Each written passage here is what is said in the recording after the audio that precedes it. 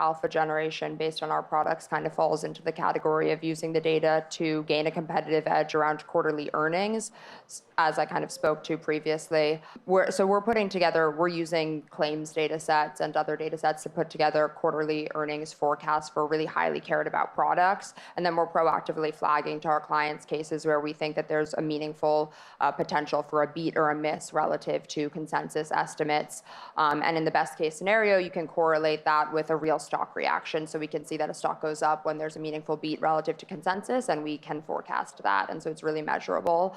And then outside of kind of the more short-term quarterly earnings forecasting category, there's longer time horizon questions that our clients are asking. So things like I mentioned around persistence or growth and adoption in particular indications. And so looking at kind of secondary metrics that may, like things like, for example, we get a lot of questions around persistence on GLP-1s. So obviously we know that there's a massive market for GLP-1s, but there are questions when we think about net sales potential, like peak sales potential of these products around, well, what really matters is like what % of patients that start on these therapies are actually staying on them durably over time. And so that's, again, like not going to be something that materializes in a single quarterly earnings event, but is going to have real implications for the trajectory of the stock over the longer term.